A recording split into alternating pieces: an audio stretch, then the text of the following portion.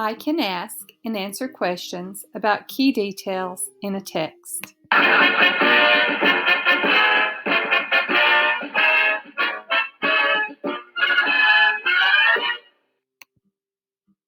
A key detail is an important piece of information. Asking and answering questions help you notice key details. In this lesson, you will learn how to ask questions about key details in a text. You will learn how to answer questions about key details in a text. Let's start with fiction texts or stories. Here are some questions you can ask to find the key details in a story. Who are the characters? Where are the characters? What are the characters doing? Who? Who could they be? Let me see. I'm going to try to guess. Could the characters be a little boy, a little girl, a dinosaur? I just don't know. A dog, a cat, a princess, a fire-breathing dragon? Let's find out. You make some guesses. Let's see. The characters, the who? Humpty Dumpty, the King's men, and horses. I think I already know. That first clue was so easy. Where are they at? This is pretty easy. Let me think. Humpty Dumpty, the King's men, and the horses. I believe they're somewhere on a wall. Maybe a castle wall. I'm not sure, but definitely on a wall. Is that what you're thinking? Yeah, great minds think alike. Aha, we've arrived.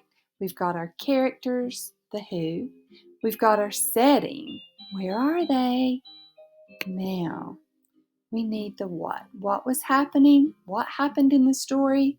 I remember now, don't you? Picture it in your mind. Can you picture it? Let's see if our pictures and our minds match what they have on this next page. Ta-da! Yes, well, that's kind of what I was imagining. It's a little bit different. Let's see, because the horses are there. We don't see the King's men yet, but definitely we see Humpty Dumpty fell and is broken. Wow, this picture doesn't match my picture quite exactly because in my nursery rhyme about Humpty Dumpty ends up being put back together in mine. Now, most stories, though, they have where he couldn't be put back together again, right? Yeah. Well, you did a great job figuring out the story. It was fun doing that with you. We figured out the story by answering questions and putting the pieces of key details together. Putting Humpty together might have been impossible. But guess what is not impossible? Finding the key details to ask and answer questions about a text. Are you ready? Here we go. Let's use the story of Humpty Dumpty to talk about how knowing how to find key details can help you understand the story better. Figuring out the who, the what, the where, the when, the why, those kinds of questions. Let's try it together. My favorite part, reading the story. Are you ready? Humpty Dumpty. Humpty Dumpty sat on a wall. Humpty Dumpty had a great fall. All the king's horses and all the king's men couldn't put Humpty together again. Who were the characters again? Well, we can see key details in the text. We see the horses, the king's men, and Humpty Dumpty. We could also use the text. Yeah, the words. Humpty Dumpty. Yeah. All the king's horses and the king's men. Those are the characters. Where are the characters? Look at that. They're in front of this castle. There's the wall. Yeah, I see the where. And of course, in the words, the text say, sat on a wall. That's where he was. What are the characters doing? Well, let's try it this time using the text. All the king's horses and all the king's men couldn't put, what are they trying to do? Put Humpty together again. And then we see that too. Oh, there's his little eye. They're trying to pick him back up, put him back together. Bless his heart. All right, let's go to the next page to answer some questions. When you ask and answer questions, you can comprehend the story better. Then you can ask even more questions. Let's think about now. What is happening to the character? Who is helping the character? Why did it happen? What happened to Humpty Dumpty? Let's see. Was Humpty Dumpty riding on a chicken? I think not.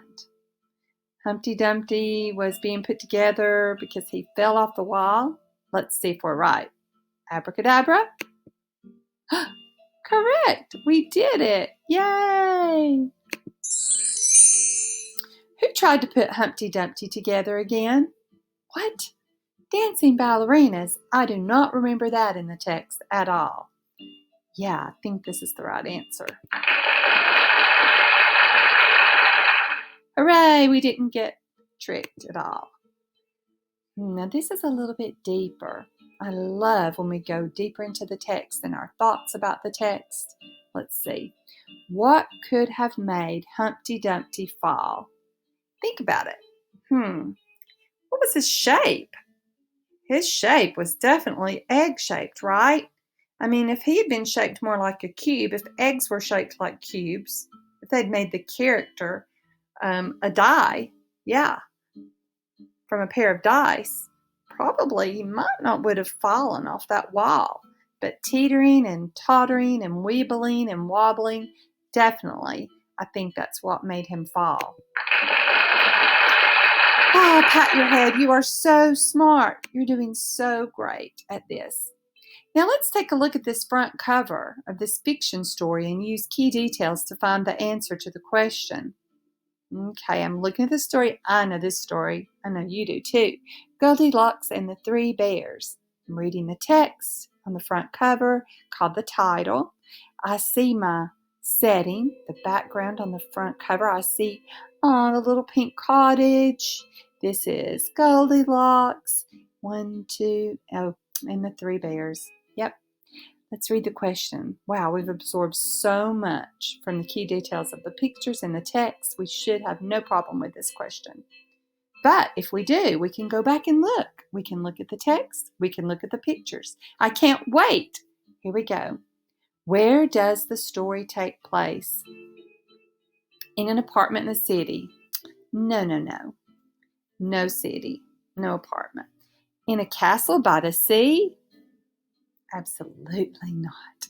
In a little cottage in the woods. Ah, we got it. Pat yourself on the back. I know you got it too. Nonfiction text. Asking and answering questions about key details in nonfiction books can help you to understand information better. What we just got through doing, we were using fictional texts, right? Like fairy tales, make-believe stories. These next slides are going to help you with nonfiction text. Let's try it. So we're looking at the front cover of this nonfiction text, and we're going to use key details to find the answer to the question. This time, I'm going to go ahead and just read the question. Then I'm going to look over here at my key details. Where can we find ants? Let's see. The words, the text says, tiny workers, ants in your backyard. Ah, yeah. I mean, I can see this as like a backyard sort of. It's the dirt and the leaves, but I'm not so sure. Let's see what they have. How did they put it in ours? Let's look and see what they did. They put in the backyard right off the bat. You know, it doesn't hurt to go ahead and read the other questions and just make sure. In the sky, there is no sky in this picture. The ants are blue. That's kind of funny. Skies are usually blue, but yeah, definitely not in the sky. And in the sea, no. So we knew it right off the bat, didn't we? They couldn't trick us. All right, good job again. You might want to pat your brain and say, I'm so smart. Now let's take a look at this nonfiction text. and use key details in the words and picture to find the answer to the question. What does a caterpillar come out of? Well, I see. This is funny. This is a totally different kind of egg. We talked about Humpty Dumpty's egg, but look at this egg. Wow, that's different. The life of a butterfly or moth begins with an egg no bigger than a grain of sand. A grain of sand. That's about like, wow, it's about like this period right here. Teeny, teeny, tiny. Yeah. So it came out of this egg. Wow, we're learning so much from this one key detail. This picture and these key details in the words, this one sentence. I can't believe it. This is just incredible. What does a caterpillar come out of? A chrysalis in the sand? Wait. I saw the word sand. It said no bigger than a grain of sand, but it didn't say it came out of a chrysalis that was in the sand. Let's read the next one. A tiny egg. It begins with an egg. Definitely an egg. And it says it's no bigger than a grain of sand. That would definitely be tiny. I'd say it's this one, but let's read C just to make sure. A nest made of sticks. Definitely not a nest made of sticks, right? So let's go ahead and pick tiny egg. Oh my goodness, we got it right. We are so smart. Yay, let's clap for ourselves. All right, here's your activity for this lesson. It's your turn. Choose a fairy tale or a nursery rhyme and think of some questions you could ask about it. Have your caregiver or sibling find the answers and show you which key details prove they are right. Then find a nonfiction text to try out next. So I want you to think of your own stories, think of some questions, think of find the answers, write down the answers, write down the questions. What I'd love to see is the title of your book and your questions and your answers. Yeah, and how you knew that from the text. That would be great. Remember, you can use Epic or Tumble books to create your own stories and books. Also, you can even write your own stories. Yeah, because you're authors too. So just remember, you know how to use key details to help you understand information or stories, right? You did it! Let's clap one more time and give yourself a hip, hip, hooray. Hip, hip, hooray! Let's read this together.